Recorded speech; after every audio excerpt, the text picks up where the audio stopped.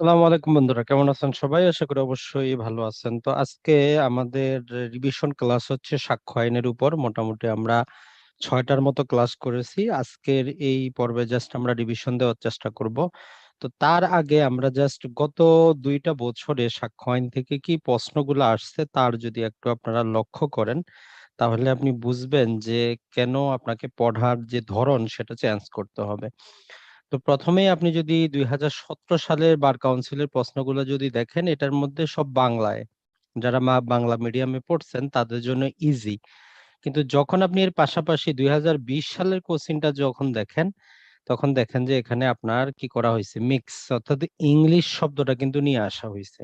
এখন আপনি যদি শুধু বাংলায় পড়ে যদি যান, প্রশ্নপত্র দেখে কিন্তু আপনি অ্যান্সারই করতে পারবেন না, কারণ আপনি কোনোদিন ইংরেজিটা পড়েইনি নাই।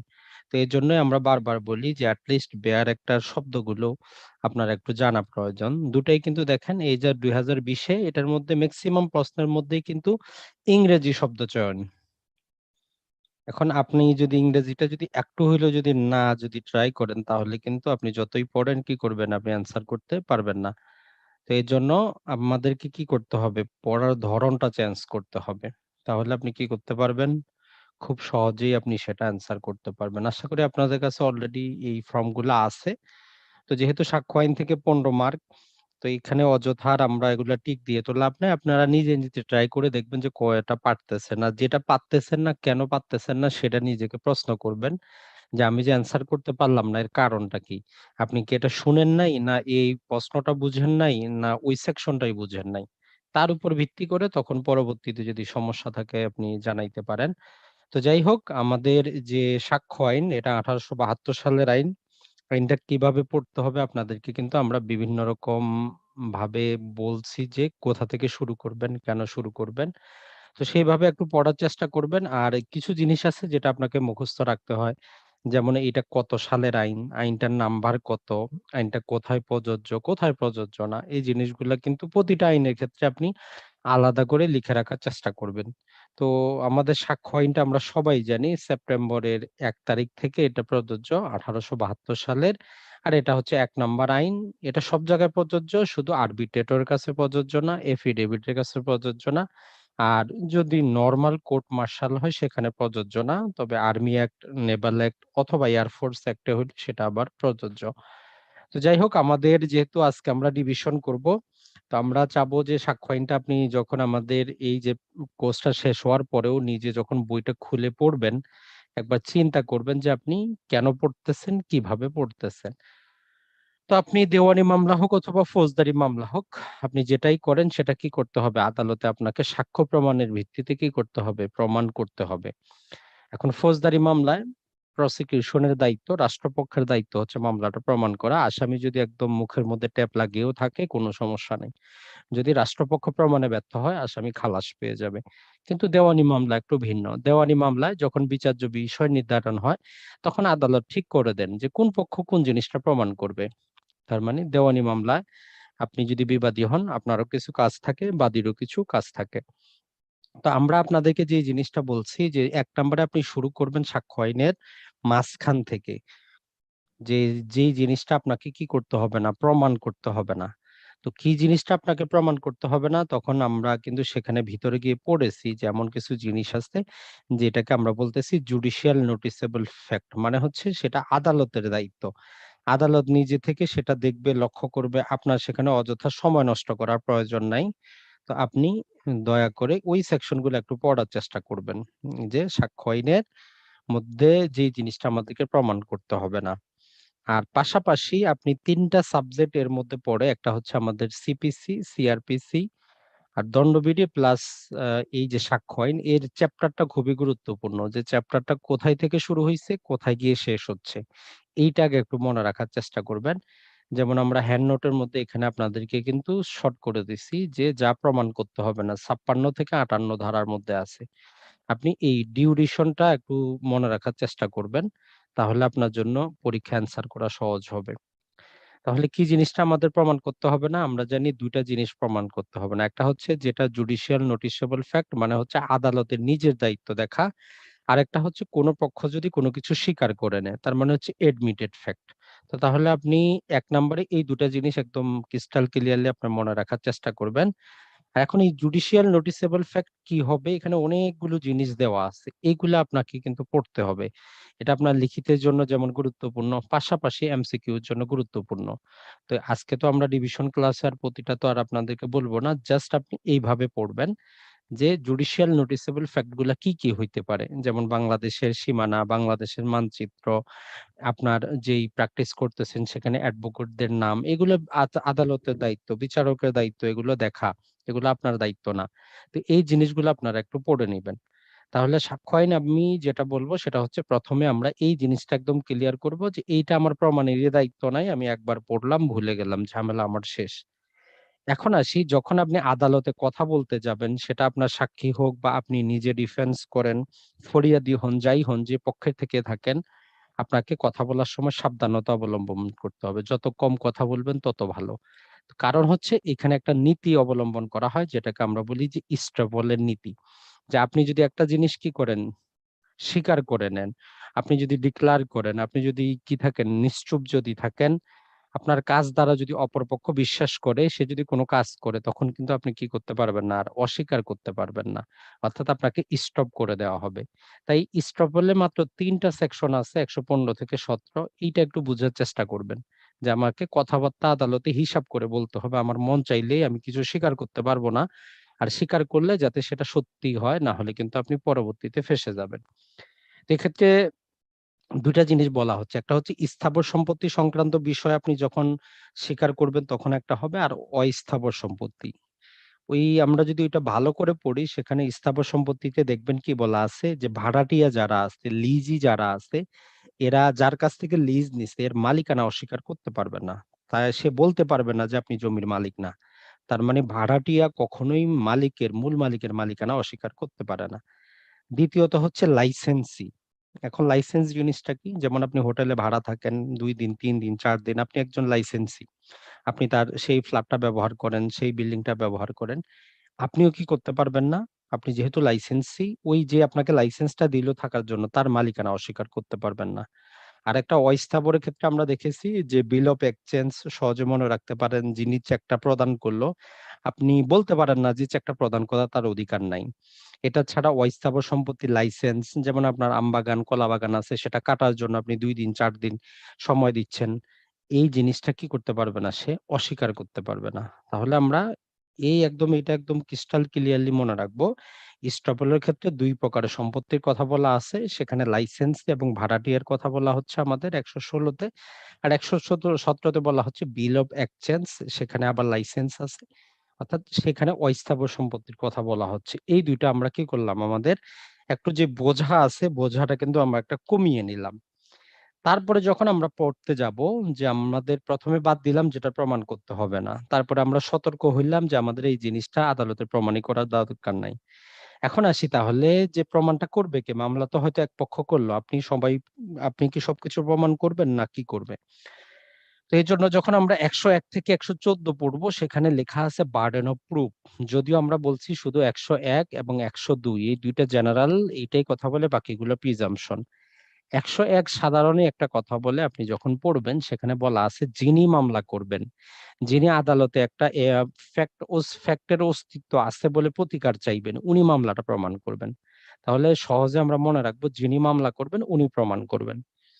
১০২ এ তার রিভার্স কথা বলে, যে আদালত যদি রায় দেয়, যেই পক্ষ ক্ষতিগ্রস্ত হবে সেই পক্ষ কি করবে, প্রমাণ করবে। ২ টা হচ্ছে আমাদের মূল মন্ত্র। বাকি যেটা আছে সবই হচ্ছে প্রিজাম্পশন। ১০৩ এ বলা হচ্ছে, যদি আপনি একটা পার্টিকুলার জিনিস সম্পর্কে যদি আপনার জ্ঞান থাকে, আপনাকে প্রমাণ করতে হবে। ১০৪ এ বলা হচ্ছে, আপনি একটা এভিডেন্স অ্যাডমিসেবল করাবেন। এর জন্য যদি কিছু প্রমাণের দায়িত্ব পড়ে, আপনার দায়িত্ব। আপনি ডাইং ডিক্লারেশন দিবেন। তো এখন আপনাকে সর্বপ্রথম প্রমাণ করতে হবে যে আসলে ওই ব্যক্তি মারা গেছে। তো এই যে ১০১ থেকে ১১৪ এর মধ্যে ১ লাইন করে যদি আপনি এগুলো একটু মনে রাখেন, এখানে কিন্তু বেশি কিছু আপনার বুঝার নাই। জাস্ট ১ লাইন করে মনে রাখার চেষ্টা করবেন, যে ১০১ এ হচ্ছে যিনি মামলা করবেন উনি প্রমাণ করবেন। তো এটাকে আমরা বলতেছি বার্ডেন অফ প্রুফ। ১০২ এ হচ্ছে যে যিনি হেরে যাবেন উনি প্রমাণ করবেন। এটা বলতেছি আমরা ওনার্স অফ প্রুফ। মানে হচ্ছে যে তার উপর একটা দায় চলে আসছে, সেটা প্রমাণ করতে হবে, সে কিন্তু মামলা করে নাই। কিন্তু সে যদি সে প্রমাণ না করে তাহলে সে ক্ষতিগ্রস্ত হবে। তো এটা বার্ডেন অফ প্রুফ না, এটা হচ্ছে ওনার্স অফ প্রুফ, তার মধ্যে একটা দায়িত্ব এসেছে। 103 আমরা বললাম যে একটা পার্টিকুলার ফ্যাক্ট যদি আপনি কি করতে চান, আদালতে উপস্থাপন করতে চান, বিশ্বাস করাইতে চান, আপনাকেই প্রমাণ করতে হবে। এখন যদি আমরা 104-এ দেখি, এখানে বলতেছে যে যদি আপনি কি করেন একটা জিনিসকে আদালতে এডমিসিবল করাইতে চান, আপনাকে প্রমাণ করতে হবে যে জিনিসটার অস্তিত্ব আছে। যেমন আমরা বললাম ডাইং ডিক্লারেশন আদালতে উপস্থাপন করাইতে চাইলে প্রথমে আপনাকে ওই ব্যক্তি মারা গেছে এর কি করতে হবে, আপনাকে তার প্রমাণটা দিতে হবে।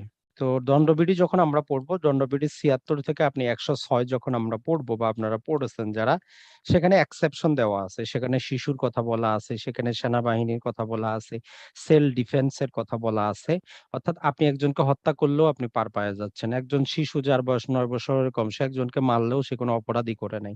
একজন পাগল 84 ধারায় দেখলেন যে আসলে লুনেটিক যারা আছে সে যাই কিছু করুক সে পার পেয়ে যাবে। তার মানে আপনি যে এই যে 176 থেকে 106 এর মধ্যে যে আসেন, এটা আপনাকে প্রমাণ করতে হবে। আদালত ধরে নিবে আপনার জন্য কোনো এক্সেপশন নাই। আপনাকে প্রমাণ করতে হবে যে হ্যাঁ, আমি ওই দণ্ডবিধির ওই এক্সেপশন এর মধ্যে পড়ি, অতএব আমাকে কি করা হোক, মুক্তি দেওয়া হোক। তারপরে যদি আপনার কি থাকে, কোনো স্পেশাল যদি নলেজ যদি কোনো বিষয় থাকে সেটা আপনাকে প্রমাণ করতে হবে। যেমন আপনি বাসে উঠছেন, টিকিট আপনার আছে কিনা, রেলে উঠছেন, টিকিট আপনার আছে কিনা, এটা আপনারই জানার কথা, আমার কিন্তু না। তো এইজন্য এটা আপনাকে প্রমাণ করতে হবে যে টিকেটটা আপনি নিছিলেন, কাটছিলেন। এটা আপনার দায়িত্ব, অন্যজনের না। এটা ছাড়া 107 এবং 8 এর ক্ষেত্রে আপনি যখন পড়বেন এখানে 2 প্রকারের জিনিস পাবেন। 107 এ বলে যে জীবিত ব্যক্তি সম্পর্কে ধারণা। একজন ব্যক্তি আসলে কখন জীবিত, কতদিন জীবিত। তো এখানে যেটা বলতেছে যে যখন একজন ব্যক্তি কি করবে, সে জীবিত না মৃত, এই হিসাবে যখন প্রশ্ন উঠবে, বলতেছে যে তাকে যারা শুনে, তাকে যদি গত 30 বছরের মধ্যে যদি তাকে শোনা যায়, তার মানে সে জীবিত। এখন যে বলবে সে মৃত, তার দায়িত্ব সে প্রমাণ করুক কিভাবে কবে মারা গেল। এটা হচ্ছে জীবন সম্পর্কে ধারণা। এখন তারপরে সেকশনে রিভার্স কথা বলে এবং উল্টা, সেখানে বলতেছে যে যখন এই জীবিত আবার মৃতের প্রশ্ন আসবে, সেখানে যদি কোনো ব্যক্তিকে যারা প্রতিদিন শুনে আশেপাশে থাকে, তারা যদি গত 7 বছর যদি না শুনে, তাহলে তাকে মৃত ধরে নেওয়া হবে। এখন যে বলবে যে না সে জীবিত, তখন বার্ডেন অফ প্রুফ তার কাছে, সে বলুক যে কিভাবে সে জীবিত। তাহলে 7 আর 8 সেকশন গুলো একটু মনে রাখবেন, এটাই হচ্ছে গুরুত্বপূর্ণ আপনাদের জন্য। আর আমরা যদি রিলেশনের কথা দেখি, যে কেউ যদি কি হয় স্বামী স্ত্রী হিসাবে অথবা বন্ধু হিসাবে অথবা ভাড়াটিয়া মালিক হিসাবে প্রিন্সিপাল এজেন্ট হিসাবে যদি কেউ থাকে, এখন যে এই তাদের এই সম্পর্কটাকে কি করবে, অস্বীকার করবে, বার্ডেন অফ প্রুফ তার কাছে, সেই প্রমাণ করুক। অর্থাৎ একজন ছেলে এবং মেয়ে পাশাপাশি এক জায়গায় বসবাস করতেছে স্বামী হিসাবে স্ত্রী হিসাবে, কেউ যদি বলতে চায় এরা স্বামী স্ত্রী না, তাহলে প্রমাণের দায়িত্ব তাদেরই, যারা বলবে, যে সে বলুক কিভাবে তারা স্বামী স্ত্রী না। তারপরে যদি আমরা দেখি, এটা দেওয়ানি মামলার সাথে জড়িত 110 ধারা, সেটা হচ্ছে যে যিনি সম্পত্তির দখলে আছেন, আইন বলে নিচ্ছে সম্পত্তির মালিক উনি। যিনি অস্বীকার করবেন তাকে প্রমাণ করতে হবে যে উনি কিভাবে মালিক। যিনি দখলে আছেন উনি প্রমাণ করতে বাধ্য না যে উনি মালিকটা কিভাবে। এই জাস্ট সিম্পল জিনিসটা একটু মনে রাখবেন। তারপরে যেটা, এটা হচ্ছে আপনাদের 111টা হচ্ছে আপনাদের আইনজীবী এবং ক্লায়েন্টদের জন্য বলতে পারি আমরা। সেটা হচ্ছে আপনি যদি আইনজীবী হন, আপনার আইন সম্পর্কে অনেক ধারণা থাকে, আপনি অনেক কিছু বুঝেন, আইনের লুপ হোল বুঝেন। তো আইন ধরে এনে আপনার কাছে কি আপনি থাকবেন, গুড ফেইথ এর মধ্যে আপনি থাকেন। আর যিনি ক্লায়েন্ট আছে উনি আপনাকে বিশ্বাস করে। তার মানে অ্যাক্টিভ যে কনফিডেন্স, এইটা আপনার উপর থাকে। তো এইরকম অ্যাক্টিভ কনফিডেন্স এবং যদি গুড ফেইথ এর মধ্যে কাদের সম্পর্ক হয়, যেমন আপনার অ্যাডভোকেট এবং মক্কেলের সম্পর্ক, টিচার এবং ছাত্রের সম্পর্ক, যখন গুড ফেইথ যিনি করতেছেন, যখন মক্কেল একটা অভিযোগ করবে, যখন ছাত্র একটা অভিযোগ করবে, তখন প্রমাণের দায়িত্ব ছাত্রের না, প্রমাণের দায়িত্ব হচ্ছে টিচারের। প্রমাণের দায়িত্ব মক্কেলের না, প্রমাণের দায়িত্ব হচ্ছে অ্যাডভোকেটের, যে না এই বিষয়টা এরকম না। এখন আপনার মক্কেল আপনার বিরুদ্ধে কি করলো, আপনার বিরুদ্ধে মামলা করলো যে তাকে ভুল বুঝায় আপনি 2 বিঘা জমি তার থেকে কি করে নিয়েছেন, দলিল করে নিয়েছেন। এখন নরমালি আমরা জানি 101 হচ্ছে যিনি মামলা করবে উনি প্রমাণ করবে, কিন্তু 111-র কারণে এখন ওনার্স অফ প্রুফটা চলে আসছে কার কাছে, যে বিবাদীর উপর, যে না এটা না। তার মানে আমাদেরকে বুঝতে হবে যে কখন যিনি মামলা করবেন উনি প্রমাণ করবেন, কখন ওনার্স অফ প্রুফ আসবে। তাহলে বার্ডেন অফ প্রুফ একটা জিনিস, ওনার্স অফ প্রুফ হচ্ছে আমাদের আরেকটা জিনিস। তারপরে যদি আমরা দেখি 112টা আমরা ইন ডিটেইলে আমাদের কোর্সে পড়ছি। নরমালি মনে রাখবেন 280 দিন বিবাহ বিচ্ছেদের, 280 দিনের মধ্যে যদি বাচ্চা প্রসব করে, অথবা কারো বৈধ বিবাহ চলাকালীন সময়ের মধ্যে যদি কোনো বাচ্চা প্রসব হয়, ওই বাচ্চার লেজিটিমেসি, একটা কথা মনে রাখবেন, প্যাটার্নিটি একটা জিনিস, লেজিটিমেসি একটা জিনিস। লেজিটিমেসি নির্ভর করে সাকসেশনের উপর। আপনার যদি লেজিটিমেট যদি চাইল্ড হয়, সে আপনার ইনহেরিট করবে ধন সম্পদ সবকিছু, কিন্তু প্যাটার্নিটি নিয়ে সবকিছু ইনহেরিট সে করবে না। 112 ধারা আমরা লেজিটিমেসি নিয়ে কিন্তু আলোচনা করতেছি, নট দ্য প্যাটার্নিটি, সেটা আমরা বিস্তারিত আলোচনা করছি। এখানে হচ্ছে বিবাহ চলাকালীন সময় অথবা তালাক হওয়ার পর থেকে 280 দিনের মধ্যে যদি বাচ্চা প্রসব করে, সে বৈধ সন্তান, তাকে আপনি অবৈধ বলতে পারবেন না। তবে আনলেস, আনলেস বলে বলা আছে, যদি আপনি ডিফেন্স হিসাবে প্রমাণ করতে চান ওই বাচ্চার বাবা আপনি না, তাহলে আপনাকে দেখাইতে হবে ওই মহিলার সাথে আপনার কোনো অ্যাক্সেস ছিল না, তার সাথে দৈহিকভাবে মিলিত হওয়ার মতো কোনো সুযোগ ছিল না। আপনি দেশের বাইরে থাকেন, অথবা তালাক হওয়ার পর থেকে আপনি তার সাথে কোনো যোগাযোগ করেন নাই। এই দুটো যদি আপনি প্রমাণ করতে পারেন, আপনি সেখান থেকে পার পাবেন। অথবা যদি এটা প্রমাণ করতে না পারেন, এটা, এই সেকশনটা করার মেইন কারণ হচ্ছে যাতে আসলে বাচ্চা, যেই শিশুটা জন্মগ্রহণ করতেছে তার ভবিষ্যৎটা যাতে সিকিউর হয়। তো 113টা এটা ওমিট হয়ে গেছে, এটা আমাদের পড়া দরকার নাই। 114 তে অনেকগুলো জিনিস আছে যেগুলো আমরা ইন ডিটেইলে পড়েছি। এখানে আদালত কি করবে, মে প্রিজিউম করবে, ধরে নিতে পারে। আপনার কাছে চোরাই মাল পাওয়া গেলে আপনি চোর, অথবা আপনি জেনে শুনে কি করছেন, চোরাই মাল ক্রয় করছেন, এরকম জিনিস। এখানে অনেকগুলা জিনিস আছে, এগুলো আপনারা একটু পড়ে নিবেন। তাহলে দেখেন 1 থেকে 114 এই যদি বেসিক জিনিসটা আপনি একটু পড়েন, আপনার কনফিডেন্সটা কিন্তু বাড়বে। তো এর জন্য আমরা বললাম, তাহলে দেখেন 3টা জিনিস আমরা শেষ করলাম, যে যেটা আপনাকে প্রমাণ করতে হবে না, কথা বলতে একটু সাবধান থাকবো, আর প্রমাণের দায়িত্বটা আমরা এখন ভাগ করে নিলাম, কে কোনটা প্রমাণ করব। এখন আমরা যখন প্রমাণ করতে যাব, সাক্ষ্য আইন বলতেছে ক্রিস্টাল ক্লিয়ার, আপনি কি করতে পারেন, দুই ভাবে প্রমাণ করতে পারেন। মৌখিক সাক্ষ্য বা ওরাল এভিডেন্স দিতে পারেন, আর ডকুমেন্টারি বা দালিলিক সাক্ষ্য তার দিতে পারেন। তাহলে আপনি যখন একটা মামলা প্রমাণ করবেন, দুইটাই জিনিস, ওরাল এভিডেন্স অথবা ডকুমেন্টারি এভিডেন্স। এখন এই ওরাল এভিডেন্সে মাত্র 2টা সেকশন দেওয়া আছে, 59 এবং 60। তো এটা যদি আপনি একটু দেখেন, এখানে বলতেছে ওরাল এভিডেন্স কি হইতে হবে, দলিলের লিখিত বিষয় ছাড়া সব ব্যাপারে ওরাল এভিডেন্স দিতে পারবেন। অর্থাৎ এখানে একটা দলিল আছে, এখানে লেখা আছে যে কোনো একটা চুক্তি লেখা আছে, এই দলিলের লিখিত বিষয়বস্তু ছাড়া বাকি সব ব্যাপারে আপনি কি করতে পারেন, ওরাল এভিডেন্স দিতে পারবেন। আর ওরাল এভিডেন্সের ক্ষেত্রে আমরা বলছি, আপনার মনে থাকার কথা 4টা জিনিস, যদি দেখে নিজ চোখে দেখবে, যদি শুনে নিজ কানে শুনবে, যদি অনুভব করে নিজ সেন্স থেকে অনুভব করবে, যদি কোনো গ্রাউন্ড নেয় সেই গ্রাউন্ডটা সে নিজে নিবে। এই 4টা জিনিস আমাদের জন্য গুরুত্বপূর্ণ। আর 60 নাম্বার সেকশনে আমরা ওরাল এভিডেন্সে কিন্তু একটা রিয়েল এভিডেন্স বা ম্যাটেরিয়াল এভিডেন্স সম্পর্কে আমরা দেখছি বা শুনছি, যদি আপনার একটু মনে থাকে। 60 ধারার শেষের দিকে আমরা দেখেছি যে আদালত কি করতে পারে, কোনো একটা বিষয় সম্পর্কে যদি কোনো সাক্ষ্য দেওয়া হয়, সেটা ইন্সপেকশন করার জন্য, সেই জিনিসটার জন্য আদালত বলতে পারে এটা আদালতে নিয়ে আসা হোক, ম্যাটেরিয়াল যে ফ্যাক্ট আছে সেটা নিয়ে আসতে পারে। তো এটা ছিল আমাদের মৌখিক সাক্ষী। তো আমরা প্রমাণ করব আর কি দিয়ে, দালিলিক সাক্ষ্য দিয়ে। এখন এই দালিলিক সাক্ষ্য সম্পর্কে আমরা যদি বুঝতে চাই, আমাদের 61 থেকে 90 লম্বা চড়া একটা কি করতে হয় চ্যাপ্টার আছে, যেখানে অনেক কিছু আমাদের বলা আছে। আপনার বুঝার বা মেইন জিনিসটা আপনি যেটা পড়বেনই পড়বেন, সেটা হচ্ছে প্রাথমিক সাক্ষ্য জিনিসটা কি, প্রাথমিক সাক্ষ্য জিনিসটা কি, বা সেকেন্ডারি বা গৌণ জিনিসটা কি। প্রাথমিক সাক্ষ্য এতটুকু বা প্রাইমারি এভিডেন্স বুঝতে পারেন, মূল জিনিসটাই আপনার হচ্ছে মূল যেটা আপনার দলিল, যেটা দলিল করার সময় মূল যেটা, সেটাই হচ্ছে আপনার প্রাথমিক। এখন আপনি আবার পাবেন পাবলিক, আপনি পাবেন প্রাইভেট, 4 প্রকারের আপনি কি পাবেন সেখানে দালিলিক জিনিস পাবেন। তো মনে রাখবেন কিভাবে, দেখেন 62তে প্রাথমিক আছে, 63তে গৌণ আছে, তার মানে 1 2 74-এ, তার মানে হচ্ছে 1 2 3 4 5। এইভাবে মনে রাখতে পারেন, এটা সেকশনটা গুরুত্বপূর্ণ, কারণ অনেক সময় এমসিকিউ কিন্তু আপনার আসতে পারে যে প্রাথমিক সাক্ষ্য কোন ধারার সাথে সংশ্লিষ্টযুক্ত, সেকেন্ডারি কোনটার সাথে, পাবলিক ডকুমেন্ট কোনটার সাথে, প্রাইভেট। তাই এই 4টা জিনিস মনে রাখলে আপনার কিন্তু কনফিডেন্সটা বাড়বে। এখন এর ভিতর আরো অনেক কথা আছে, সেটা আমরা কিন্তু পৃথক পৃথক ভিডিওতে পড়েছি। তাই দালিলিক সাক্ষ্যের ক্ষেত্রে আপনি এই 4টা জিনিস যাতে আপনার ক্লিয়ার থাকে, যে আমরা 4 প্রকারের এভিডেন্স সেখানে পাবো। এখন আমরা যখন এর পরে যখন যাব, আমাদেরকে বলতেছে যে দালিলিক সাক্ষ্যটাই কি প্রাধান্য পাবে সব সময়, যেটা আমরা পড়ছি 91 থেকে যখন 94 সেকশন আমরা পড়ি, সেখানে আমাদের কিছু কি নেয়। যদি আমরা এই 91 থেকে 100 পর্যন্ত আমরা পৃথক একটা কি করেছিলাম, ক্লাস করেছিলাম আপনাদেরকে বোঝানোর জন্য, যদি জাস্ট একটু মনে পড়ে আরেকবার রিভিশন করে নেওয়ার চেষ্টা করেন।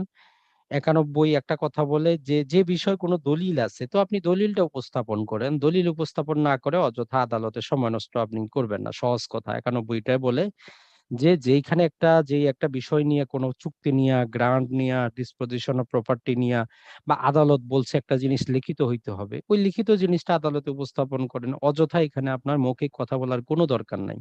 তার মানে 91 নাম্বারটা বলে যে যেটা লিখিত সেটা লিখিত জিনিসটা আপনি উপস্থাপন করেন। আপনার অন্য কিছুর দরকার নাই। 92 আমরা বলছিলাম যে 92 হচ্ছে 91 এর এক্সটেন্ডেড বর্ধিত একটা রূপ। তাহলে আমাদের 92 তে যেটা বলতেছিল দেখেন exclusion of evidence oral agreement.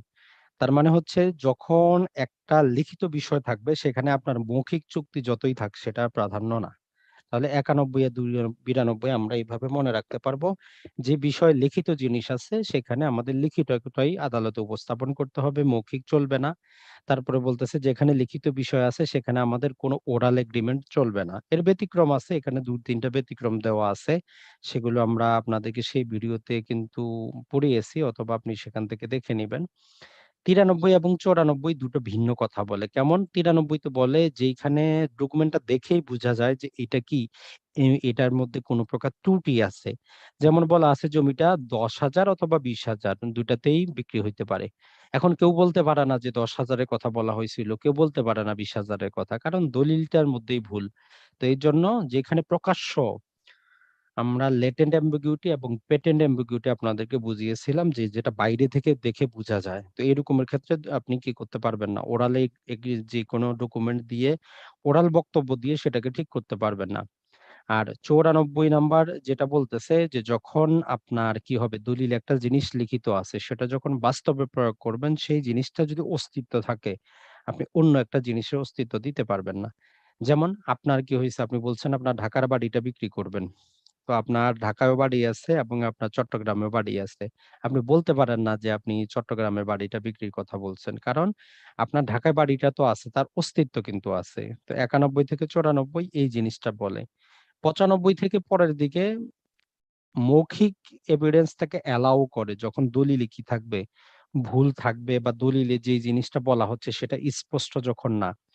95 আমরা বলেছি একদম সহজ মনে রাখার উপায় হচ্ছে ধরেন যে আপনি বলছেন আপনি কি করতেছেন ঢাকার বাড়িটা বিক্রি করতেছেন।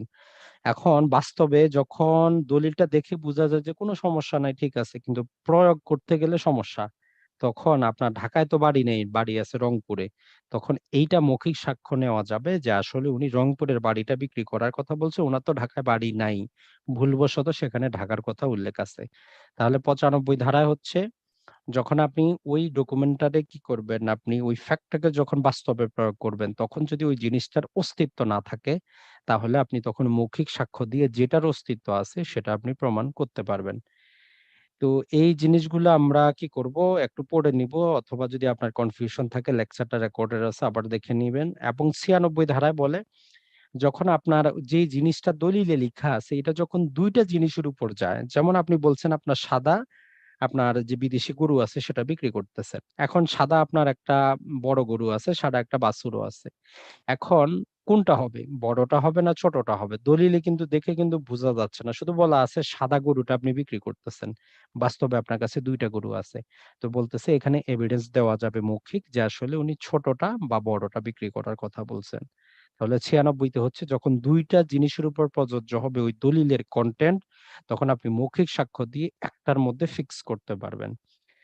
৯৭ বলতেছে যখন আংশিক হবে, অর্থাৎ ক্রয়ের প্রতি আংশিক যায়, ক্ষয়ের প্রতি আংশিক যায়, তখন আপনি কি করবেন? তো ৯৭ বলতেছে যে সেক্ষেত্রেও কি করা যাবে?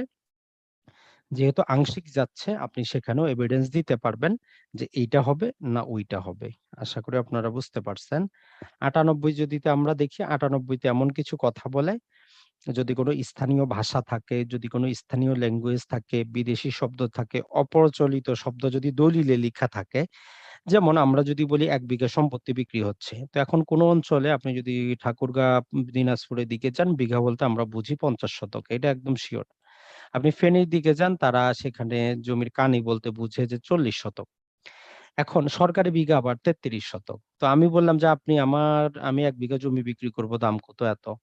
তো এখন এইরকম ক্ষেত্রে বিঘা এখন কোনটা ধরা হবে? ৫০ ধরবো না ৩৩ ধরবো?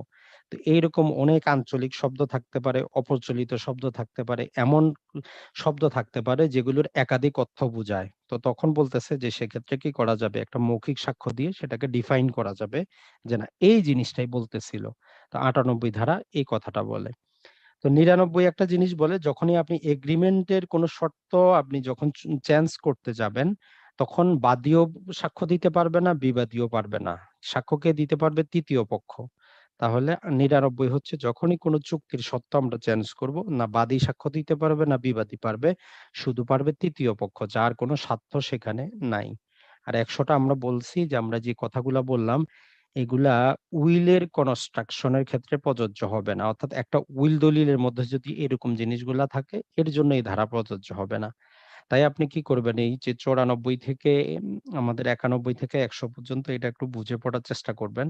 কারণ এটা খুব একটা টাফ জিনিস, কারণ সেখানে ক্ষুদ্র, ক্ষুদ্র অনেক জিনিস কিন্তু বলা আছে। এখন আমরা এই ৭৯ থেকে ৯০ এটাতে বুঝার কিছুই নেই এক লাইনে। সেখানে আমরা আপনাদেরকে বলে দিছি আদালত মে প্রিজিউম করবে, শেল প্রিজিউম করবে এই জিনিসটাই। যেমন পাওয়ার অফ অ্যাটর্নি হইলে আদালত কি করবে? শেল প্রিজিউম করবে। বিদেশী যদি আদালতের রায় হয় আদালত মে প্রিজিউম করবে। তো এইজন্য ৭৯ থেকে ৯০ আপনি একবার পড়বেন শুধু, আর শুধু সাইডে লিখে রাখবেন যেটা মে প্রিজিউম না শেল প্রিজিউম। একটা ম্যাপ সরকার কি করলো, পাবলিশ করলো গেজেট করে, আদালত সেই ম্যাপটা আদালতে দিলে আদালত কি করবে, শেল প্রেজিউম করবে যেটা সত্য। পাওয়ার অফ অ্যাটর্নি আদালত শেল প্রেজিউম করবে। তো এই জিনিসগুলো জাস্ট আপনি একটু ধারণা করার চেষ্টা করবেন। আর ১০৩ থেকে ১১৪ আমরা যেটা বললাম এই ক্ষেত্রেও কিন্তু ধারণা বাড়ানো প্রুফের ক্ষেত্রে আমরা যেটা দেখলাম এটা একটু আলাদা করে আপনি বোঝার চেষ্টা করবেন যে আদালত কোন কোন বিষয়টা ধারণা করবে, শেল প্রেজিউম করবে না মে প্রেজিউম করবে। আর ২ টা সেকশন এটা আপনার পড়া লাগবে না। এটা আপনি লাল কালিতে কেটে দিতে পারেন। ১৬৬ যখন আমরা যাব সেখানে জুরির কথা বলা আছে। জুরি সিস্টেম বাংলাদেশে চলে না বর্তমানে। যেটা আমরা বলেছি আপনাকে যে পাবলিক থেকেও মানুষ কি করতে পারত? বিচারকের আসনে বসে যেতে পারত। সাইটে যেকোনো পক্ষকে প্রশ্ন করতে পারত। আর ৮২ তে আনঅ্যাটেস্টেড, আনসিগনেচারকৃত যেকোনো ডকুমেন্ট আদালতে সাক্ষ্য হিসেবে গ্রহণযোগ্য যদি ইউকে এর হয়। তো এই ২ টা সেকশন আমাদের দেশে বর্তমানে বলবো আমরা ডেট সেকশন, তো এটা আপনি কেটে দিতে পারেন। মনে রাখার দরকার নেই। এখন আমরা আসি আমাদের সাক্ষ্য আইনে। আমরা আপনাদেরকে কিন্তু বলছি যে শুধু আদালতে এভিডেন্স দিলেই চলবে না। যাদেরকে আপনি নিয়ে আসবেন এদের যোগ্যতা থাকতে হবে। তো সাক্ষীর যোগ্যতা, সাক্ষীর সংখ্যা এবং সাক্ষীর বাধ্যবাধকতা এই মর্মে আপনি একটা হেডলাইন তৈরি করতে পারেন। যে, যে সাক্ষীটা আনবেন তার কি, কি যোগ্যতা লাগবে, কতজন সাক্ষী লাগবে, তার কি, কি বাধ্যবাধকতা। তো আপনি যখন ১১৮ থেকে ২০ পড়বেন, এক্ষেত্রে আপনাকে বলা আছে কে সাক্ষ্য দিতে পারবে, যোগ্যতাটা কি, কি? ১১৮ তে বলতেছে সকল ব্যক্তি যারা আছে সবাই সাক্ষ্য দিতে পারবে আনলেস, আনলেস এর পরে কিছু কথা বলা আছে এটা আপনি মনে রাখবেন যে তার অল্প বয়সের জন্য সে যদি প্রশ্ন বুঝতে না পারে, তার বেশি বয়সের জন্য সে যদি প্রশ্ন বুঝতে না পারে, সে যদি শারীরিক, দৈহিক, মানসিক কোনো কারণবশত রোগের কারণে সে যদি আদালত যে প্রশ্নটা করে সে অনুযায়ী যদি অ্যান্সার করতে না পারে তাহলে সে যোগ্য না। এটা ছাড়া হিন্দু, মুসলিম, মহিলা, পুরুষ সবাই সাক্ষ্যের জন্য যোগ্য। এই কথাটা মনে রাখবেন। তাহলে ১১৮ বলতেছে সবাই সাক্ষ্য দিতে পারবে, আনলেস টা একটু মনে রাখবেন।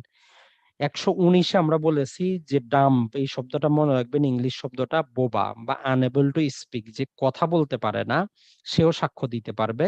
আদালত প্রকাশ্য আদালতে সেটা রিটেন হিসাবে লিখবে, তবে সেটা ওরাল এভিডেন্স হিসাবে গণ্য হবে। এই জিনিসটা একটু মনে রাখবেন। আর স্বামী এবং স্ত্রীর ক্ষেত্রে এটা নিয়ে আসা হয়েছে আমরা বলেছি হিন্দু ধর্মের কারণে। যেহেতু আমাদের এই সাক্ষ্য আইনটা যখন কোডিফাই করা হয় তখন যে জিনিসটা ছিল এই অঞ্চলে বিভিন্ন রকম স্থানীয় লোকাল নিয়ম কানুন চলতো। তো হিন্দু ধর্মে যখন বিবাহ হয় এখনো দেখবেন হিন্দু ধর্মে তালাকের কোনো ব্যবস্থা নাই। তারা বলতেছে বিবাহের পরে দেহের সাথে দেহের, আত্মার সাথে আত্মার মিলন। তার মানে স্বামী এবং স্ত্রী একজন ব্যক্তি। তো এজন্য তাদের যে সিস্টেম ছিল তখনকার সেখানে ছিল যে স্বামী স্ত্রী পৃথক সত্তা হিসেবে কল্পনা করা হইতো না। তো এইজন্য ১২০ নাম্বার সেকশনে বলতেছে না, স্বামী এবং স্ত্রী ২ টাই পৃথক জিনিস, তারা পৃথক। দেওয়ানি মামলার ক্ষেত্রে বলতেছে সব জায়গায় স্বামী এবং স্ত্রী কি সাক্ষ্য হিসাবে গ্রহণযোগ্য। তবে শুধু ফৌজদারি মামলার ক্ষেত্রে একটা জিনিস এক্সেপশন দিয়ে বলতেছে যদি তাদের পরস্পরের মামলা হয় তবেই তারা যোগ্য। যদি বাইরে হয় ফৌজদারি মামলায় কিনা তারা যোগ্য সাক্ষী হবে না। তাহলে আমরা এই ৩ টা জিনিস একসাথে পড়বো যে সাক্ষীর যোগ্যতা এই ৩ টা সেকশনে ১১৮ থেকে ২০ এ আলোচনা করে সাক্ষীর কি, কি যোগ্যতা লাগবে। এখন সাক্ষীর কতটা সংখ্যা লাগবে, কতজন ব্যক্তি দ্বারা আপনার দেওয়ানি বা ফৌজদারি মামলা আপনি প্রমাণ করবেন? সাক্ষ্য আইন বলে যে আসলে ১৩৪ যখন পড়বেন বলতেছে কোনো সাক্ষ্য নাই, কোনো নির্দিষ্ট লিমিট নাই। আপনি একজন দ্বারাও প্রমাণ করতে পারেন, আপনি মৌখিক সাক্ষ্য যদি না দেন, একটা দলিল দ্বারাও আপনার মামলা প্রমাণ করতে পারেন।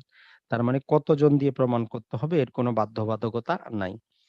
তারপর এখানে আরেকটু যোগ্যতার কথা বলে, সেটা হচ্ছে যে, যেই অপরাধের যে সহযোগী, দুষ্কর্মের যে সহযোগী, সেও কম্পিটেন্স, সেও সাক্ষ্য দেওয়ার মতো যোগ্য ব্যক্তি।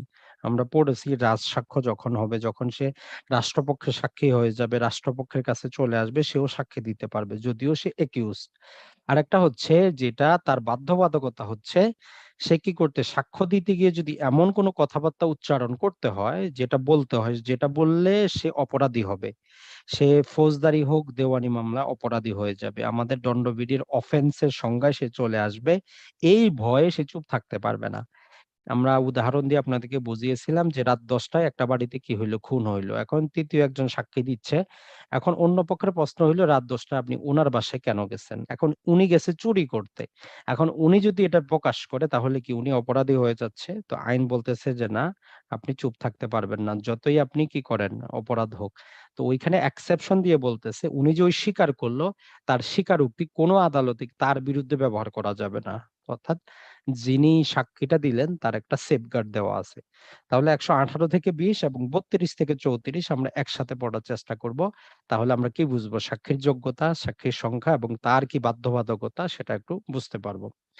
এখন আমরা ১২১ থেকে ৩১ এর মধ্যে প্রিভিলেজ কমিউনিকেশন। এটা হচ্ছে যেই এটা আপনি এটা মনে রাখবেন, এখানে ২ টা জিনিস।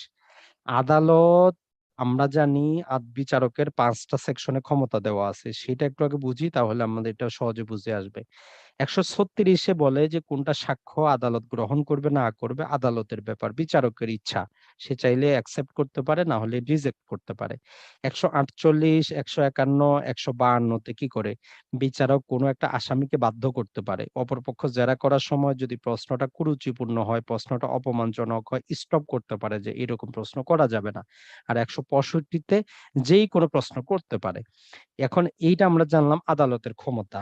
কিন্তু এই আদালতের এই ক্ষমতা এই ধারাগুলোতে কি করছে? রেস্ট্রিকশন করে দিছে যে আপনার যতই আমরা ক্ষমতা দেই, এইখানে আমরা সাক্ষীদের কিছু সুবিধা দিচ্ছি। কেমন সুবিধা? আপনি সাক্ষীকে কোনো প্রশ্নই করতে পারবেন না। যদি ১২১ থেকে ১৩১ এর মধ্যে আসে, আদালত বলতে পারবে না আপনি প্রশ্নের উত্তর দেন। অথবা কেউ যদি নিজে থেকেও বলতে চায়, আদালত বলবে যে না, আপনি এটাই আদালতে বলতে পারবেন না।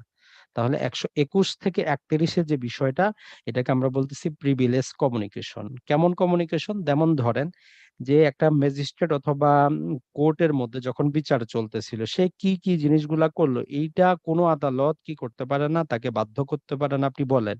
তবে ২ টা এক্সেপশন দেওয়া আছে। কেমন? একটা হচ্ছে যদি তার হায়ার ফোরাম তাকে নির্দেশ দেয় তাহলে শুধু সে সেখানে বলবে। আর যদি সেখানে ওই তার মূল মামলার সাথে জড়িত না এমন আনুষঙ্গিক বিষয় ঘটে।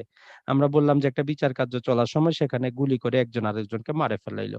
তো আপনি ম্যাজিস্ট্রেটকে সাক্ষী হিসাবে দিতে পারেন, এক্সামিন করতে পারেন। কিন্তু সে কোন মামলা চলতেছিল, কোন সাক্ষী নিল, কাকে না নিল, এই বিষয়ে প্রশ্ন করতে পারবেন না। তার মানে ম্যাজিস্ট্রেটদের কমিউনিকেশনটার এই প্রিভিলেজ দেওয়া আছে।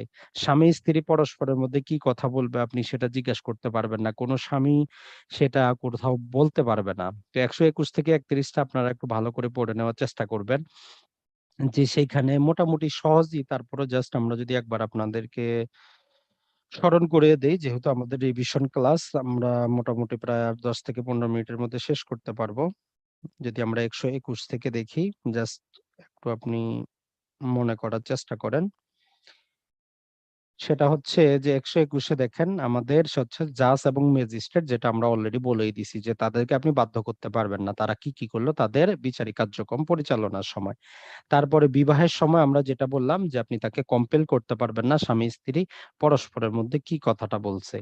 তারপরে বলতেছে যে রাষ্ট্রীয় ব্যাপার নিয়ে যেটা আনপাবলিশড সেটা নিয়ে আপনি বাধ্য করতে পারবেন না। এক্সেপশন দেওয়া আছে যদি বিভাগীয় প্রধান অনুমতি দেয়। এটা ছাড়া অফিসিয়াল কমিউনিকেশন, যেমন পাবলিক অফিসারদের মধ্যে কি বিষয় নিয়ে কি কথা হচ্ছে, এটা আপনি বাধ্য করতে পারবেন না আদালতে। এটা ছাড়া বলা হচ্ছে ইনফরমেশন ১২৫ এ যদি আমরা দেখি, একজন পুলিশ তার, আমরা জানি ১৫৭ ধারা, এটা মনে রাখবেন। এটা আপনার সিআরপিসি তেও কাজে আসবে যে পুলিশ নিজের থেকে কখন কগনিজেবল অফেন্স এর কি করতে পারে সে তদন্তটা করতে পারতেছে। কারণ ১৫৪ তে যখন এফআইআর হয় তখনই করতে পারে, আমরা নরমাল জানি। কিন্তু ১৫৭ তে তাকে পুলিশকে ক্ষমতা দেওয়া আছে। সে যদি কোনো গোপন সূত্রে সংবাদ পায়, কোনোভাবে সংবাদ পায়, কোনোভাবে জানতে পারে, নিজের সেন্স থেকে অনুভব করে যে এখানে একটা ঘটনা ঘটছে, তাহলে ১৫৭ ধারা তাকে ওই ক্ষমতাটা দেয় যে পুলিশ নিজে থেকে তদন্তটা করতে পারে, একটা কগনিজেন্স সে নিতে পারে, ইনফরমেশন দেওয়ার দরকার নাই। তো এইজন্য পুলিশ সোর্সটা কোথায় থেকে পাইলো ১২৫ বলতেছে, আপনি পুলিশকে বাধ্য করতে পারবেন না। এটা ছাড়া প্রফেশনাল কমিউনিকেশন যেটা হয় একজন অ্যাডভোকেট এবং ক্লায়েন্টদের মাঝে, আপনি সেইটা কি করা যাবে না, প্রকাশ করা যাবে না।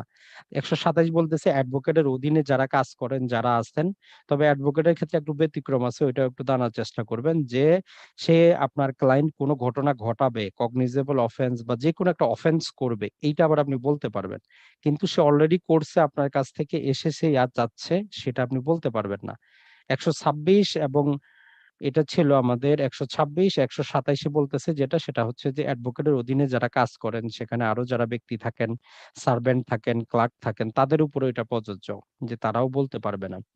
এটা ছাড়া যদি আপনি কি করেন, কোন অ্যাডভোকেটকে বা কোন মক্কেল যদি তার ক্লায়েন্টকে অ্যাডভোকেট যদি তার ক্লায়েন্টকে সাক্ষী হিসাবে নিয়ে আসে, শুধু সেই কথাটাই সে বলবে যেটা তাকে প্রশ্ন করা হবে। এমন না তাকে উইটনেস হিসেবে নিয়ে আসা হয়েছে এজন্য সে সবকিছু বলে দিবে, এমন না। তার জন্য প্রিভিলেজটা কার্যকর। সে শুধু টু দ্য পয়েন্ট অ্যান্সার করবে। তারপরে যদি আমরা দেখি সেটা হচ্ছে যে আপনার লিগ্যাল অ্যাডভাইজার। তো এটা আমরা আরো সহজে মনে রাখবো। একটা কথা মনে রাখবেন, অ্যাডভোকেট একটা জিনিস যিনি আদালতে প্র্যাকটিস করেন। আর যিনি আইন বিষয়ে যার ডিগ্রি আছে উনি লিগ্যাল অ্যাডভাইস দিতে পারেন। ২ টা কিন্তু ভিন্ন জিনিস। এটা একটু মাথায় রাখবেন। অ্যাডভোকেটের কাজই হচ্ছে আপনি অন্যজনের পক্ষ হয়ে আদালতে কথা বলা। আর আপনার যখন আইন বিষয়ে ডিগ্রি থাকতেছে, আপনি কিন্তু একজন লয়ার, আপনি কিন্তু একজন আইনজীবী।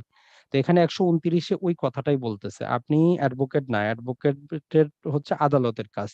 এখন আপনি যদি কোন লিগ্যাল অ্যাডভাইস দেন কাউকে, সেটা কি? আপনি যদি স্বেচ্ছায় যদি না বলেন, আদালত আপনাকে বাধ্য করতে পারবে না যে আপনি কি অ্যাডভাইস দিয়েছেন সেটা বললেন। আপনি বলতে বাধ্য না।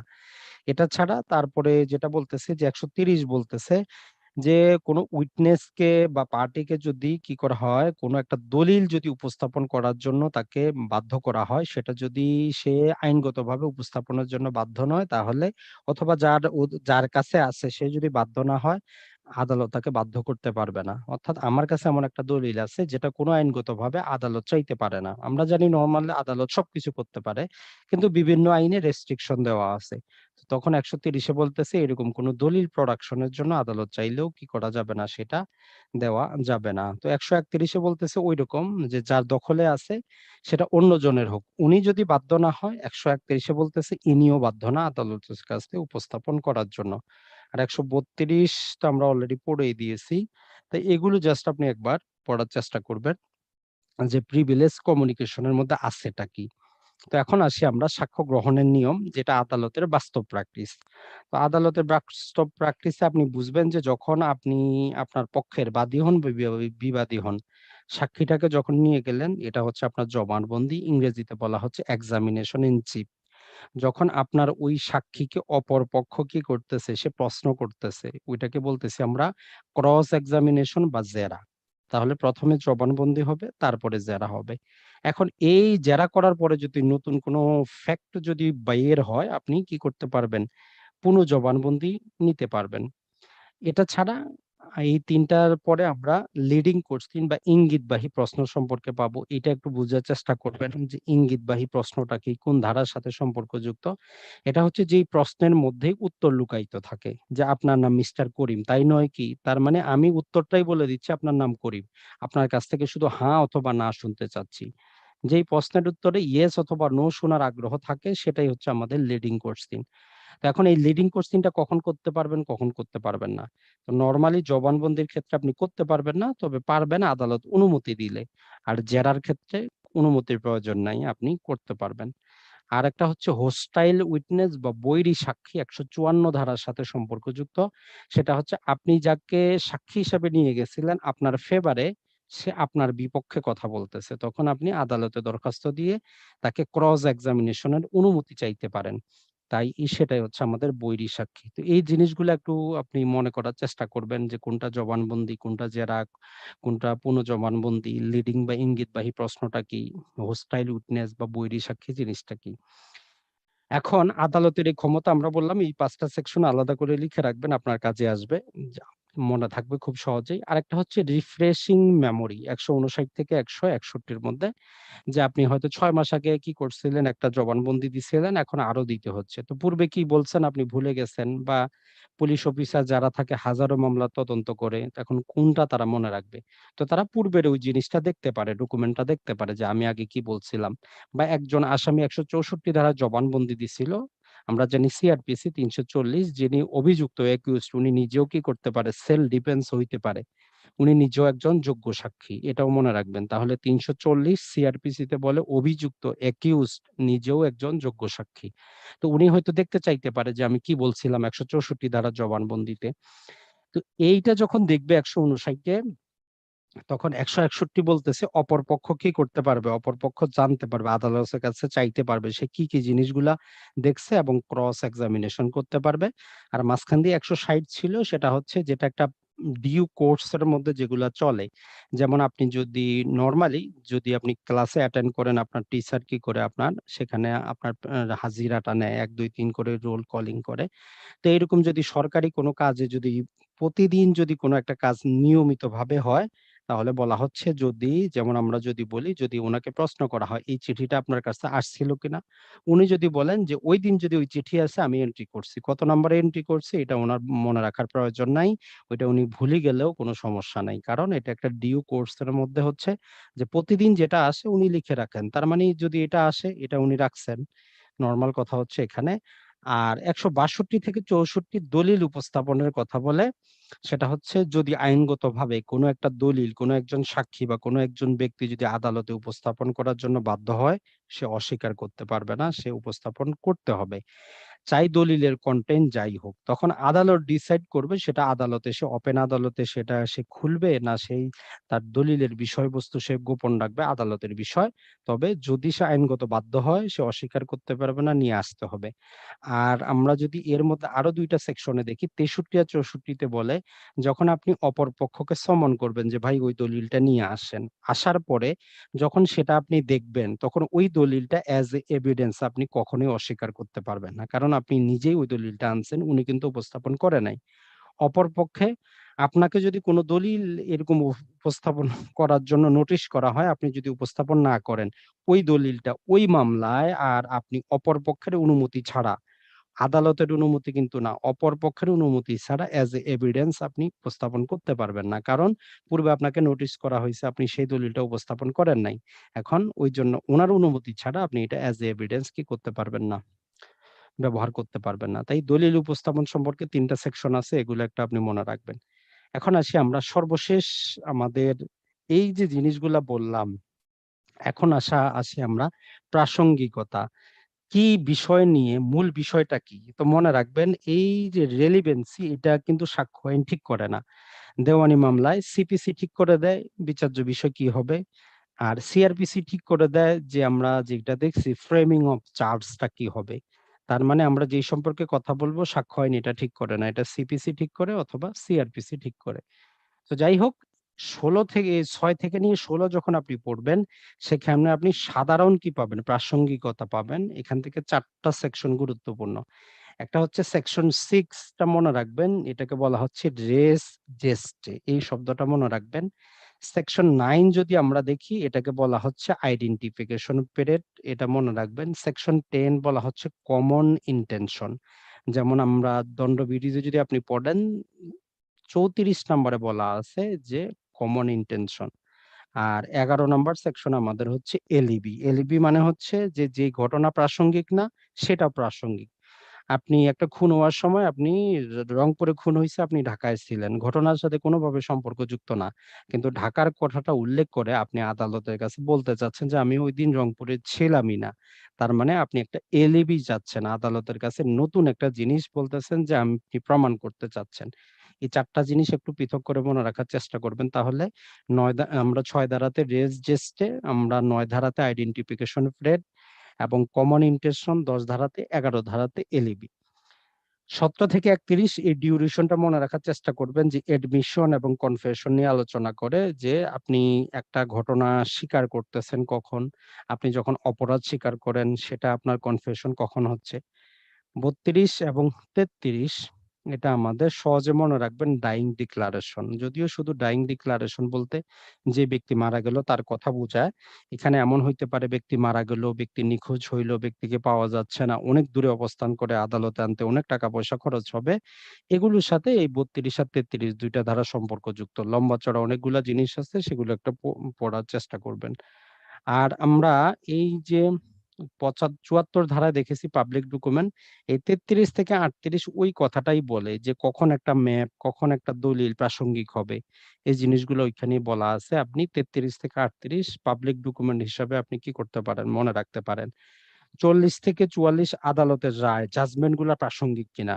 তো আমরা আপনাদেরকে কিন্তু টেকনিকটা শিখিয়ে দিছি। প্রথমেই ৪৩ নাম্বার পড়বেন যে কোন আদালতের রায় প্রাসঙ্গিক না। ৩ টা ব্যতিক্রম, ওই ৩ টা শুধু পড়ার চেষ্টা করবেন। যখন প্রভিট সংক্রান্ত বিষয় হবে, যখন আদালতের জুরিসডিকশন সংক্রান্ত বিষয় হবে, তখন প্রাসঙ্গিক হবে। তাহলে নরমাল হচ্ছে আদালতের রায় প্রাসঙ্গিক না। তবে ৩ টা ব্যতিক্রম, ওই ৩ টা আপনাকে একটু মুখস্থ রাখতে হবে যে কি, কি ক্ষেত্রে আদালতের রায়টা প্রাসঙ্গিক হতে পারে। আর ৪৫ থেকে ৫১ তে যখন আমরা তখন এক্সপার্ট ওপিনিয়ন, পাশাপাশি ৩য় পক্ষের ওপিনিয়ন, এই ২ টা মনে রাখবো। নানা প্রকার ঘটনার সময় আমাদেরকে এক্সপার্ট ওপিনিয়ন চাইতে হয়। এটা ছাড়া কোনো যদি ভাষা সম্পর্কে, প্রথা সম্পর্কে, হাতের লেখা সম্পর্কে যদি কি থাকে কোনো প্রকার মতামত দিতে হয়, যেকোনো কমন ম্যান যারা উনাকে জানে, চিনে তারাও মতামত দিতে পারে। তাই এই ডিউরেশনটা একটু মনে রাখবেন যে কোন সেকশন থেকে কোন সেকশন মতামত নিয়ে কথা বলে।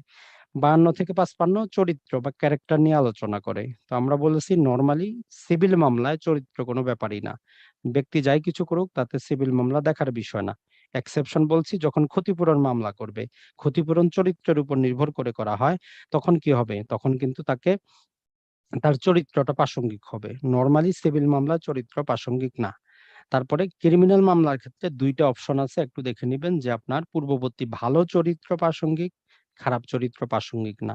আবার খারাপ চরিত্র তখন প্রাসঙ্গিক হয়ে যায় যখন আপনি আপনার চরিত্র ভালো বলে দাবি করেন। তো এই জিনিসগুলাই মোটামুটি আপনার কিন্তু সাক্ষ্য আইনের মধ্যে আছে। আপনি যদি পূর্ববর্তী কোশ্চেন গুলা যদি একটু পড়ার চেষ্টা করেন, দেখার চেষ্টা করেন, সেখানে আপনি এটাই কিন্তু দেখতে পারবেন। যেমন আমাদের এই ২০ সালের প্রশ্নটাও যদি জাস্ট একটু আপনাদেরকে আমরা যদি বলে দেই, এই প্রশ্নটার যে শব্দচয়ন এগুলো কিন্তু টোটালি ইংরেজিতে। এই যে ইনডিউসমেন্ট, থ্রেট, প্রমিস এটা কিন্তু আপনারা সিআরপিসির ১৬৩ নম্বরে পড়ছেন। যদি একটু এই ৩ টা শব্দই পাবেন আপনি। এই যে সাক্ষ্য আইনের ২৪ ধারায় তো পাবেন। পাশাপাশি আপনি সিআরপিসির ১৬৩ এই হুবহু ৩ টাই শব্দ পাবেন। যে আপনি কাউকে জোর করে, আপনি কাউকে প্রলোভন দেখিয়ে কোনো প্রকার প্রমিস করে যদি কোনো প্রকার আপনি কনফেশন করান সেটা গ্রহণযোগ্য না। সেই সাক্ষীটা যেমন জবানবন্দি গ্রহণযোগ্য না, সাক্ষ্য আইনে ২৪ ধারা ওই কথা বলে যে এটা গ্রহণযোগ্য না। তার মানে ১ নম্বরে আমরা সবগুলো ঠিক উত্তর দিতে পারি। তো এইজন্য দেখেন ইংরেজি শব্দচয়নটা কতটা গুরুত্বপূর্ণ। এইভাবে যদি আপনি দেখেন প্রতিটা সেকশনই আমরা যে ডাইং ডিক্লারেশন এর কথা বললাম, তারপরের সেকশনে ওইটাই বলা আছে যে ডেড পারসন বা ক্যান নট ফান্ড এই সমস্ত বিষয় যদি হয় কোন ধারার সাথে এটা রিলেটেড। তো আমরা কিন্তু আপনাদের বললাম যে ৩২ ধারার সাথে কিন্তু এটা সম্পর্কযুক্ত। তাই আপনি ধারাটাও কিন্তু একটা আপনাকে মনে রাখতে হবে। তারপর এখানে দেখেন যে ৬০ ধারাটা একদম সোজাসুজি চলে আসছে। Oral evidence must be. কি হবে? আমরা বলছি যদি আপনি ওরাল এভিডেন্স হয়, যদি নিজে দেখেন সরাসরি, তার মানে ডাইরেক্ট হবে। বাকি ২ টা কিন্তু হবে না। তার মানে এইভাবে আমরা যেভাবে আপনাদেরকে পড়লাম, এইভাবে যদি আপনি একটু বোঝার চেষ্টা করেন, যত কঠিন প্রশ্নই হোক আপনার উত্তর দিতে কিন্তু সমস্যা হবে না। এখন যেমন এই লিডিং প্রশ্ন কখন করা যায়, ইঙ্গিতবাহী প্রশ্ন কখন করা যায়। তো এখানে দেখেন অনেক কিছুই বলা আছে। নরমালি হচ্ছে আমাদের এই যে ক্রস এক্সামিনেশন। তো এটা আপনি অ্যান্সারটা দিতে পারেন সহজে। এটা ছাড়া দেখেন কোন বিষয়ে আদালত ইঙ্গিতবাহী প্রশ্ন করার অনুমতি দিতে পারেন। এইটা একটু খুবই গভীর থেকে টেকনিক্যাল প্রশ্ন করা। এটা কিন্তু আপনি মনে রাখবেন যে আদালত যেটা করতেছে যে আপনি এই যে ইঙ্গিতবাহী লিডিং প্রশ্ন কাকে করা হবে? ডকুমেন্টকে তো আর লিডিং প্রশ্ন করা যায় না। সে তো একটা ডেড পারসন এর মতো। ওরাল এভিডেন্স যারা দিবে, যারা উইটনেস হবে, তাদেরকেই করা যাবে। তো এই জন্য আপনার ওরাল এভিডেন্সটা হবে। এটা কিন্তু আপনি বইয়ে সরাসরি পাবেন না। এটা আপনার কমন সেন্স কতটুকু আছে এটাই বুঝাইতে চাচ্ছে। একটা দলিল উপস্থাপন করছেন, তো তাকে তো আর লিডিং প্রশ্ন করা যায় না। সে তো মৃত ব্যক্তির মতো, সে তার কথা বুঝে না। কিন্তু আপনি একজন সাক্ষ্য নিয়ে আসছেন, তাকে আপনি জিজ্ঞেস করতে পারবেন যে আপনি কি জমির মালিক, এই জমিটা কি আপনি, আপনার নাম কি, এটা কিন্তু দলিলকে তো আর বলতে পারবে না যে আপনি দলিল কিনা। তাই লিডিং কোশ্চেন ওরাল এভিডেন্স এর ক্ষেত্রে আপনি দিতে পারবেন। পরে যদি আমরা দেখি, পরেরটা যদি আপনি একটু দেখেন, যে ক্ষেত্রে ১৪৬ ধারায় জেরায় কোন ধরনের প্রশ্ন মাধ্যমে সাক্ষীর বিশ্বাসযোগ্যতা কি করা যায়, বিনষ্ট করা যায়। তো আপনি যদি এই জিনিসগুলো একটু যদি মনে করেন, যে অশালীন করলে আদালত স্টপ করবে, কুৎসাজনক হইলে আদালত স্টপ করবে, তাহলে কোনটা হইতে পারে? আমরা ১০০ চরিত্রে আঘাত করে এমন জিনিস। চরিত্রে আঘাত করে এমন জিনিস দিয়ে তার ক্যারেক্টারটাকে আপনি কি করতে পারেন? নিচে নামিয়ে দিতে পারেন। তারপরে যদি আমরা দেখি, দেখেন এখানে বলতেছে কোন ধারার ক্ষমতা বলে বিচারক সাক্ষীকে যেকোনো প্রশ্ন করতে পারেন। জাস্ট একটু আগেই কিন্তু আমরা বলছি যে ১৬৫। তাই বিচারকের যে ৫টা সেকশন আছে, এগুলো আপনি আলাদা করে একবার মনে রাখলে আপনার জন্য কিন্তু যথেষ্ট। আর তারপরের প্রশ্নটা দেখেন, আরো সহজ, বলতেছে কোনটা সরকারি দলিল? এখন এইখানে দেখেন, আপনার তাহলে সরকারি দলিল কোনটা, সেখানে ৪-৫ টার মতো জিনিস দেওয়া আছে। সেগুলো যদি আপনি একবার পড়েন, দেখেন বলতেছে শ্রীলঙ্কার আইনসভার কার্য বিবরণী, ইংল্যান্ডের আদালতের রায়, বাংলাদেশের জাতীয় সংগ্রহশালা রেজিস্টার, অংশীদারি চুক্তি। তো অংশীদারি চুক্তি কারা হয়? পার্টনারশিপ কাদের হয়? ২ জন ব্যক্তির মধ্যে হয়। তো এই যে ২ জন ব্যক্তির মধ্যে যে পার্টনারশিপ হচ্ছে, এটা সরকারি দলিল হবে কি হবে না? তো এই বিষয়টা আপনি কখন উত্তর দিতে পারবেন? যখন আপনি যে ওইখানে যেটা বলা আছে ৪ থেকে ৫ টা জিনিস আছে, সেটা যখন আপনি বুঝতে পারবেন, তখনই কিন্তু আপনি এর উত্তরটা দিতে পারবেন। এখন এই অংশীদারি চুক্তিটা কি করা হয়? আমরা নরমালি কিন্তু এটার অ্যান্সার দিতে পারি অংশীদারি চুক্তি। এখন অংশীদারি চুক্তিটা, যেটা সমস্যা হচ্ছে, সেটা রেজিস্টার্ড করা হয়। আমরা জানি যেখানে কোম্পানি রেজিস্টার্ড করে। যখনই কোনো জিনিসের সাথে সরকার যুক্ত হবে, সেটা সরকারি দলিল হয়ে যাবে। তো এখানে যেই প্রশ্নটা বলছে, বাংলাদেশের প্রচলিত সাক্ষ্য আইন অনুযায়ী কোনটি সরকারি দলিল নয়? এখানে জাস্ট আমরা এই নয়টা কিন্তু বলতে হবে, নয়। তার মানে অংশীদারি চুক্তি যেহেতু সরকার রেজিস্টার্ড করে, এটাও সরকারি। বাংলাদেশের জাতীয় সংগ্রহশালা, এটাও সরকারি। এইটা ছাড়া ইংল্যান্ডের আদালতের রায় এবং শ্রীলঙ্কার আইনসভার কার্য বিবরণী।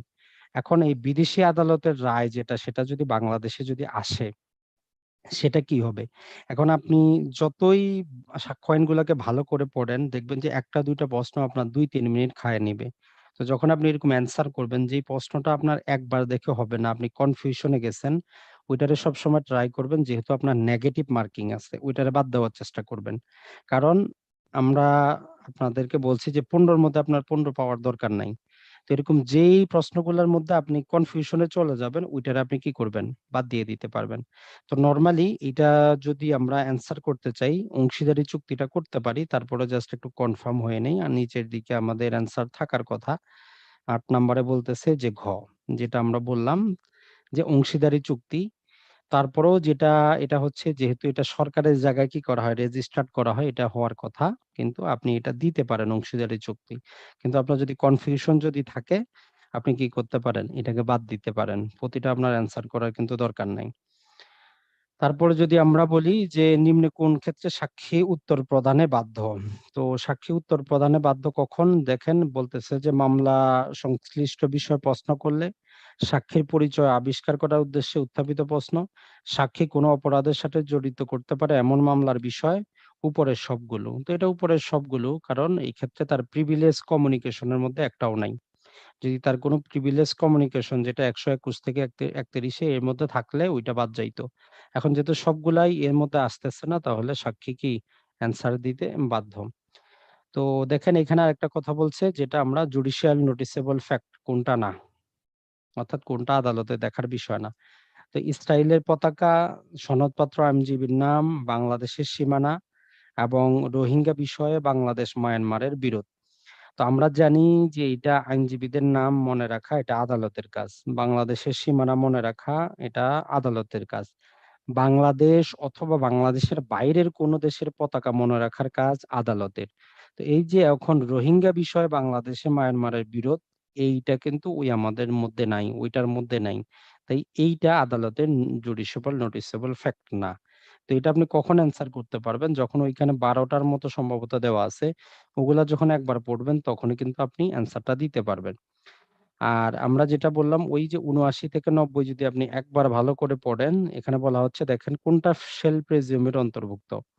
তো বলতেছে পাওয়ার অফ অ্যাটর্নি হবে, না বিদেশি রাষ্ট্রের যে রেকর্ড সেটা হবে, না টেলিগ্রাফিক মেসেজ হবে, না ৩০ বছরের পুরাতন দলিল হবে। আমরা একবারেই বলছি পাওয়ার অফ অ্যাটর্নি সম্পর্কে শেল প্রেজিউম হবে। বিদেশি আদালতের এটা মে প্রেজিউম, টেলিগ্রাফিক মেসেজ মে প্রেজিউম, ৩০ বছরের পুরাতন ডকুমেন্ট মে প্রেজিউম। তার মানে আপনাকে জাস্ট একটু যদি ভাগ করে নেন আপনি কোনটা মে আর শেল, তাহলে কিন্তু আপনি অ্যান্সার কিন্তু করতে পারবেন।